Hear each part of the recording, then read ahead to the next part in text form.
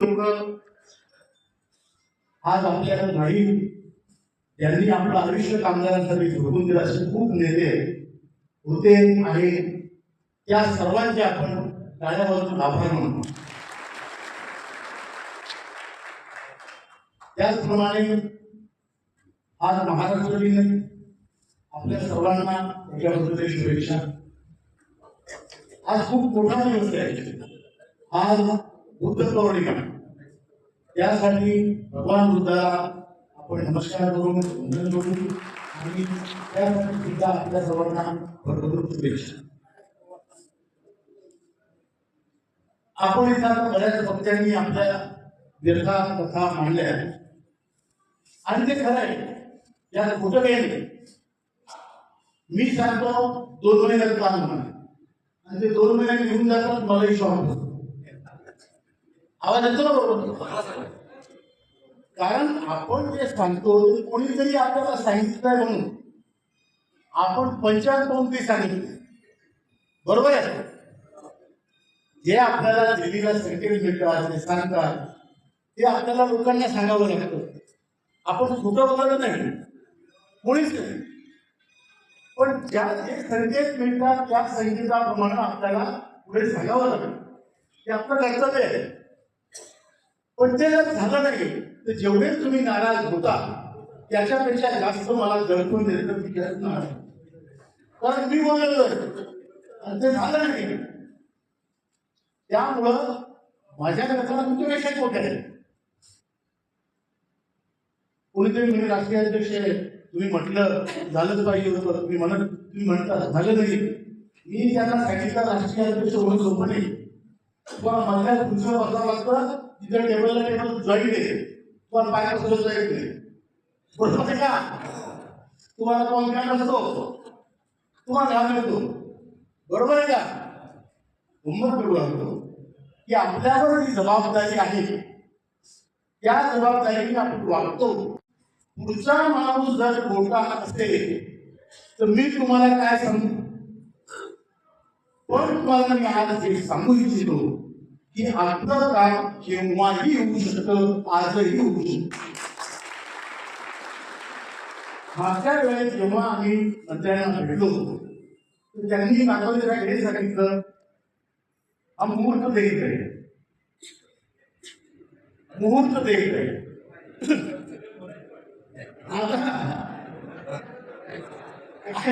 त्याचं असं हे त्यांनी सांगितलं. उन्होंने कहा कि हम मुहूर्त देख रहे हैं, आपका काम कभी भी हो सकता है और कितना होगा आपकी अपेक्षा होगा. या भाषेत ते बोललेले आहे. आता ते कितपत खरं बोलले, त्याचं कितपत खोटं आहे खरं आहे. पुन्हा मला उद्या फोन करून विचारतो वागणारच आहे. आले का दोघं प्रकारची वागणारे घेणार का? आले का? पण हे संकेत आहे. आता हे संकेत दूर कसे म्हणायचे. एक तर मंत्री स्वतः म्हणाले आणि स्वतः त्यांना खोटं बोलण्याचा पालन कसला म्हणाला.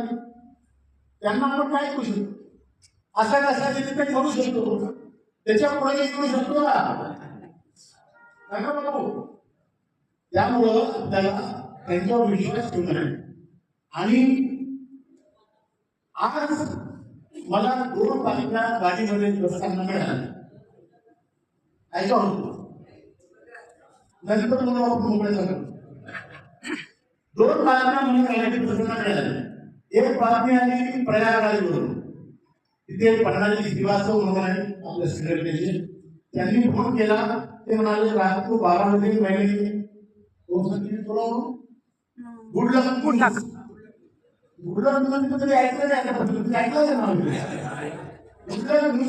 ऐकलं नाही. आया की सरकार यूपीएस 95 पेश करून 7,500 मांग और दिए पर विचार कर रही है. विचार थोड्याच वेळात मला हैदराबादून फोन आला. त्यांनी हैदराबादचं एनडीटीव्ही त्यातही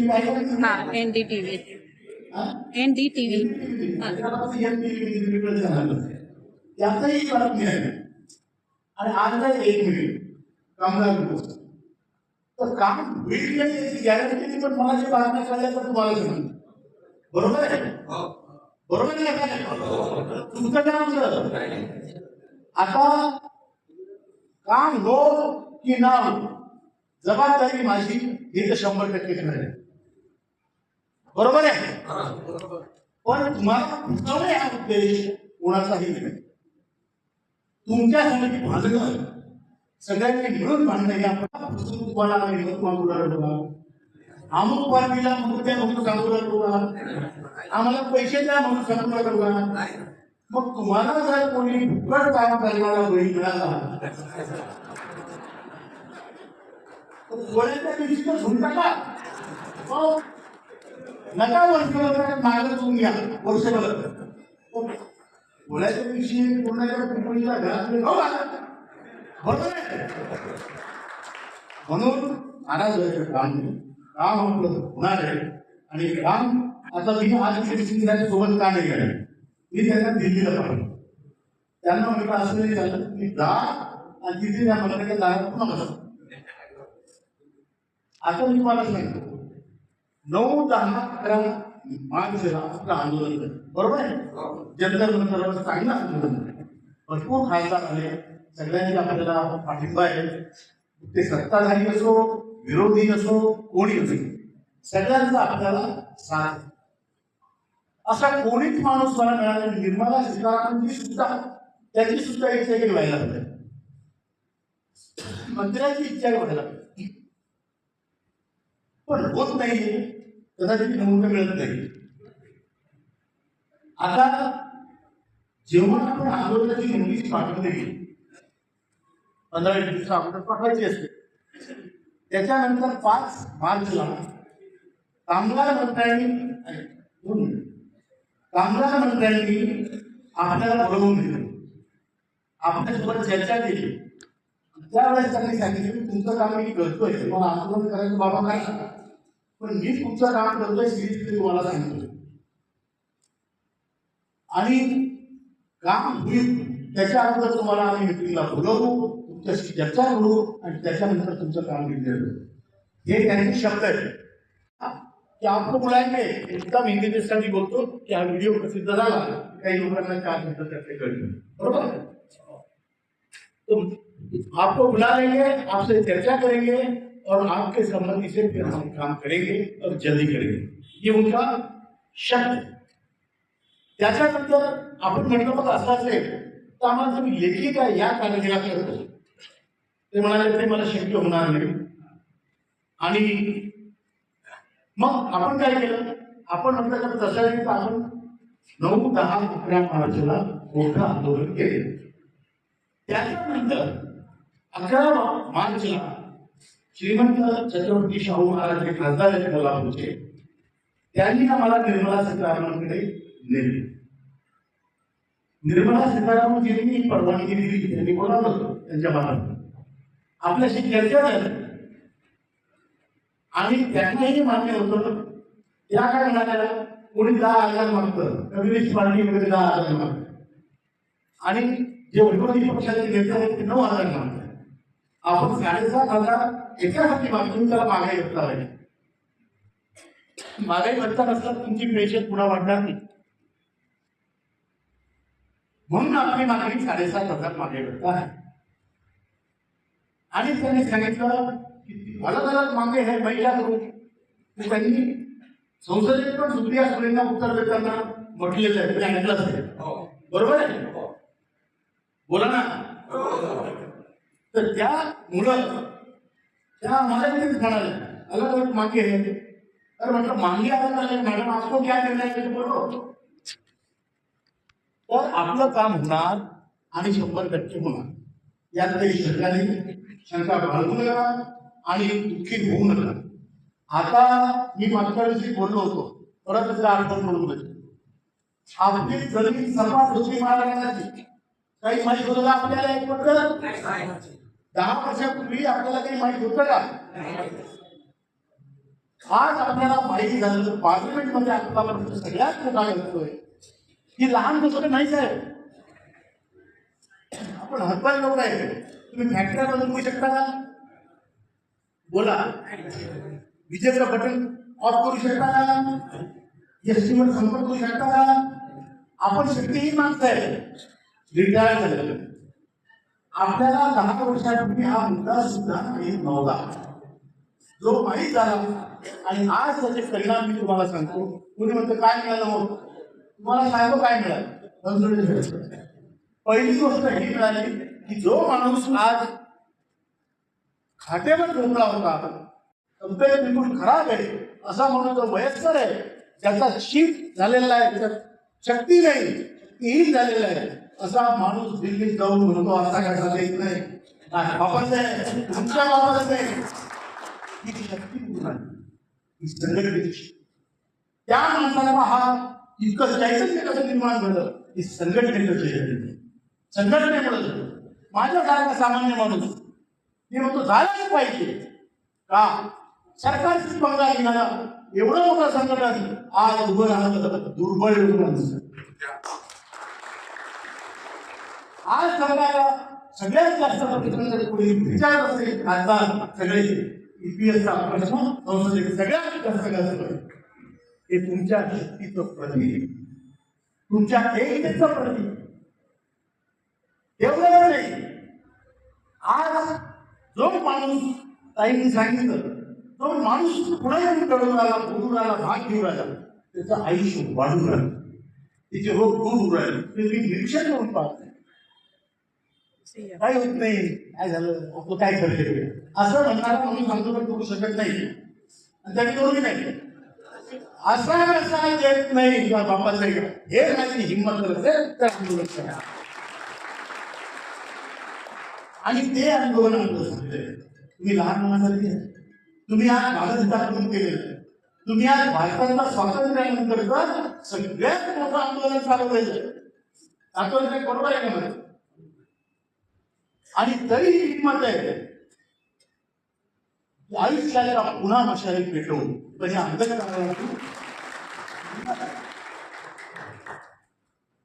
आपलं काम होणार आहे, पण आपलं काम संपणार नाही. काम होणार आहे पण काम संपणार आहे का? आता आंबेडकर साहेबांनी सांगितलं एसटीच्या 5 समस्या, असे अनेक मुद्दे आहेत.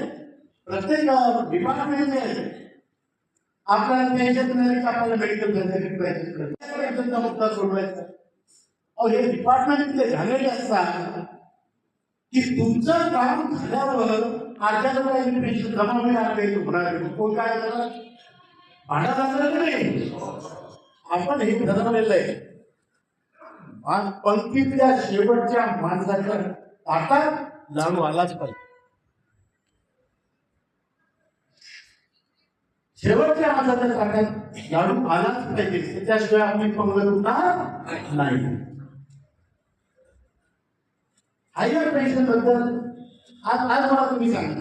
5 तारखेला श्रममंत्र्यांनी बोलवलं, 11 तारखेला वित्तमंत्र्यांनी बोलवलं मार्चला, आणि आपल्या आंदोलनात 17 तारखेला पार्लिमेंटरी स्टँडिंग कमिटी ऑन लेबरचा रिपोर्ट संध्याला गेला की यांची पेन्शन वाढलीच पाहिजे. आला तुम्ही रिपोर्ट माहिती असल्याबद्दल बोला. पण आज मी सांगतो सरकारने जमा झाला की यांची 1000 रुपये तुम्ही पेन्शन यांची पेन्शन वाढली झाली.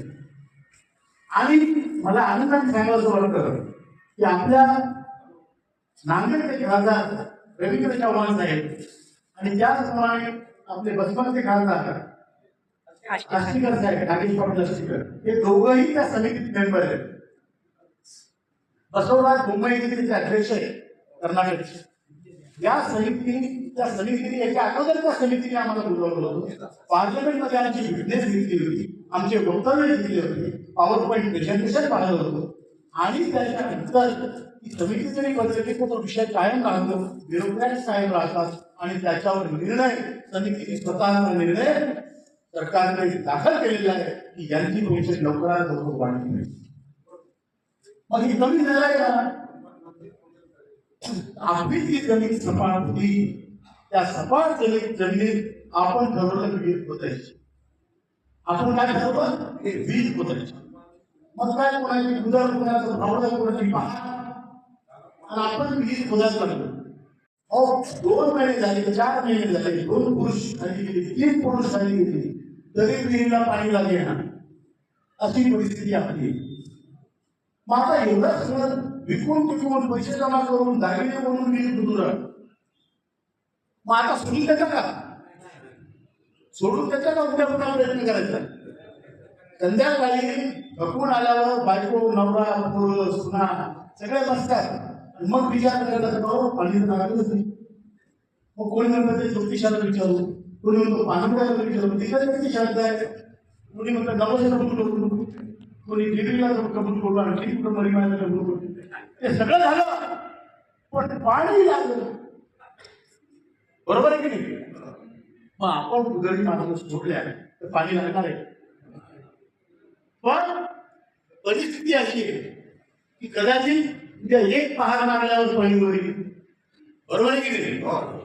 म्हणून आपल्याला संकल्प पूर्ण केल्याशिवाय पेन्शन मिळवल्याशिवाय आपल्याला काही बंद करण्याचा अधिकार नाही. विषय लहान नाही. 81,00,000 पेन्शन जेव्हा आपण आंदोलन सुरू केलं बनसोडे साहेब तेव्हा 65 लाख म्हणत होतो. आता कित्येक लोक आपला विचार म्हणून गेले, वर गेले, स्वर्गात गेले, वाट पाहता लढता पण तरीही पेन्शनरांची संख्या आता 81,00,000 81,00,000 आणि जे पैसे भरत आहेत त्यांची संख्या 7.5 कोटी. किती? त्या संख्येचा विचार करून या सरकारला पहिल्यांदा करणं भाग आहे.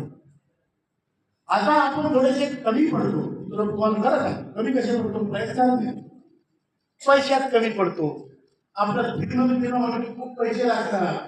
आपल्याला इतके लोक जाऊ नाही धावपळ करतील गरीब आता हे जे एवढे लोक जमवलं आंबेडकर साहेब आमची सगळी मंडळी इथे बसलेली या सगळ्या लोकांनी एवढे प्रयत्न केले. तुम्ही पुन्हा हा प्रयत्न आहे आणि या प्रयत्नामुळं आपल्याला यश नक्की मिळणार. काही शंका नाही आहे. फक्त आज उद्या एवढं तुम्ही ध्यानात ठेवा आणि हिंमत ठरू देऊ नका. पुन्हा एक नका रामू साहेबांचं म्हणून आता होतो माफ करा. मी माझ्या मनाचं सांगत नाही, मला ते पूर्ण समजतं तेवढं तुमच्याजवळ सांगतो. आणि तुमचा जर माणूस हे कसं सांगितलं मी सांगतो.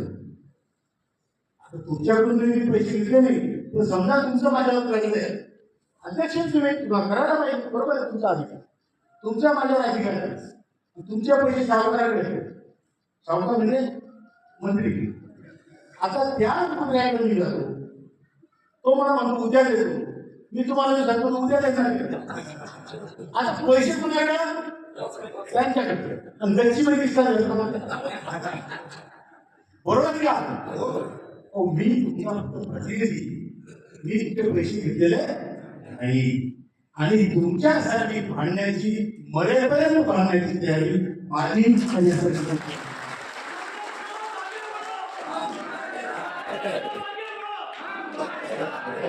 आता मला इथे किती आले त्यांनी दिलं प्रमाणे साहेब आपली मागणी 10 वर्षापूर्वीची त्याच्यात अजून वाढ करायला पाहिजे. पहिले तुम्ही त्या भागते तुमचा नंबर घ्या. भागते तुमचा नंबर सही त्याच्यानंतर काय करून वगैरे विचारतो. बरोबर का? पहिले मिळून द्या. आता ह्या तुम्ही बदल केला की सर्व तुम्हाला आवश्यक जे मिळतं ते घ्या. त्याच्यानंतर पण आहे ना आपण घ्यायला. बरोबर आहे का? पडतं का भाऊ?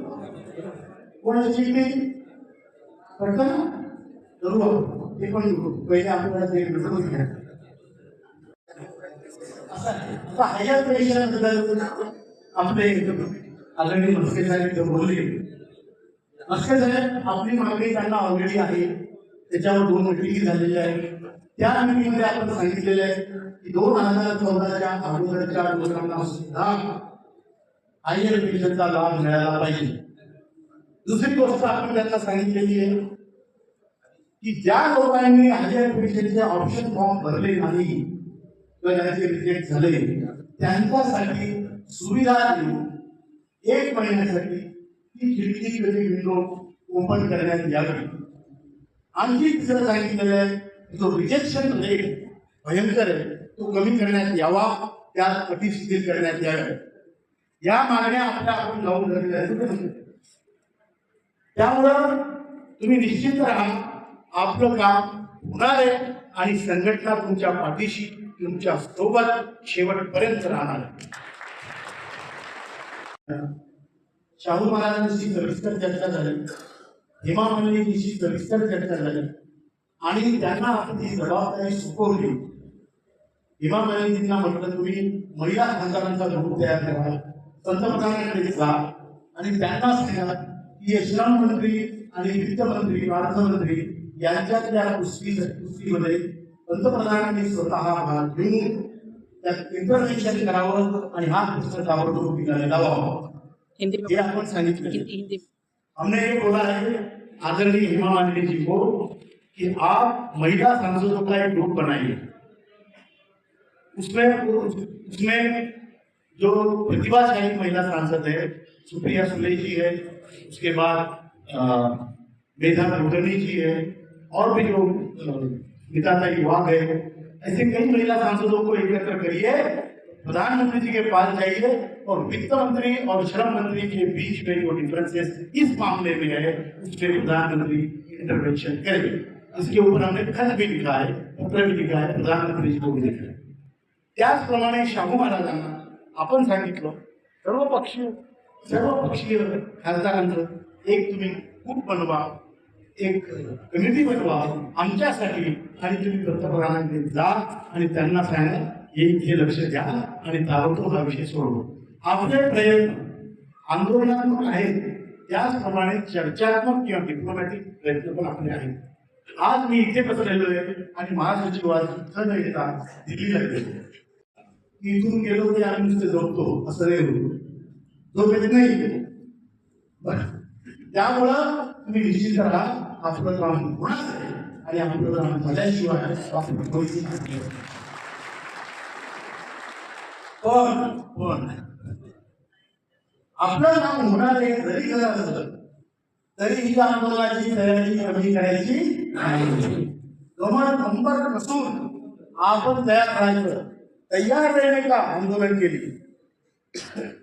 कुणाचा काय काम, लग्न कार्याचे सध्याचे दिवस आणि आपल्या लोकांची शारीरिक स्थिती या सगळ्यांचा विचार करून आंदोलन करायला लागतात.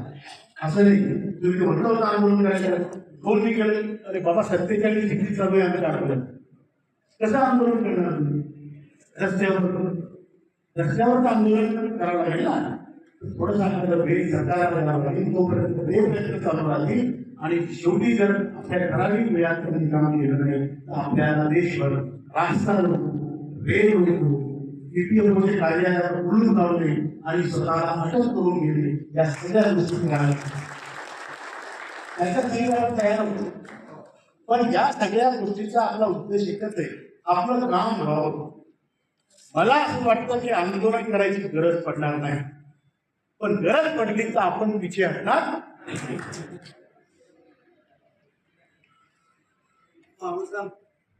मी जास्त बोलत नाही, तुम्हाला आतापर्यंत घडलेल्या सगळ्या घटना सांगितल्या आहेत. मला आंबेडकर साहेबांचा आदेश आला होता की आमदार साहेबांना यायला 15 मिनिटं वेळ, तुम्ही 15 मिनिटं घेता.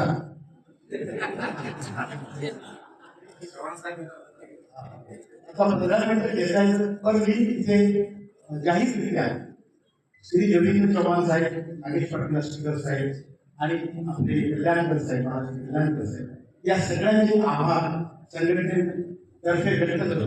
खरं म्हणजे त्यांच्यासाठी त्यांच्या आभाराचे पत्र मी आणलेले आहे, तर ते हजर नसल्यामुळे फक्त लिहिता येत नाही. तर स्पीकर साहेबांचं पत्र आपले काकोडे साहेब दिग्दर्शित झाल्यानंतर करतो आणि रवींद्र चव्हाण साहेबांचं पत्र आंबेडकर साहेब देतील त्यांना, आणि इव्हन बालाजी कल्याणकर साहेबांचंही, कारण त्यांनी एसटीच्या पास. आता मी तुम्हाला सांगतो तिथे किती लोक एसटीचे आहेत. जसं एसटीच्या वैयक्तिक प्रॉब्लेम आंबेडकर साहेबांनी खूप इंटरेस्ट घेतला आणि त्यांना बऱ्याच लोकांची मदत झाली. एसटीचा पास त्याबद्दल आपण त्याच्या काय बाजू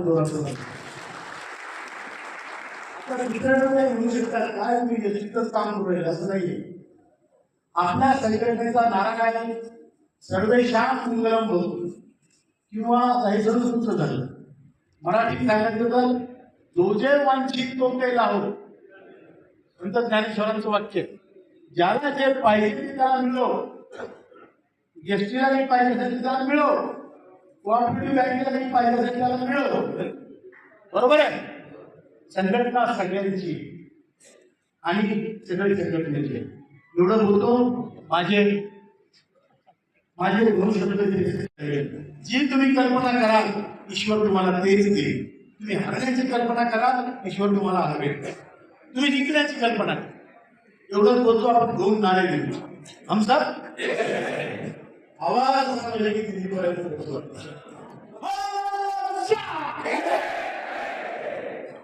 भाऊ मिळणार ना आपल्याला. देश किंवा भारत देश वेगळा देशांनी त्या भारत देशाच्या देशांची म्हणून आपण देश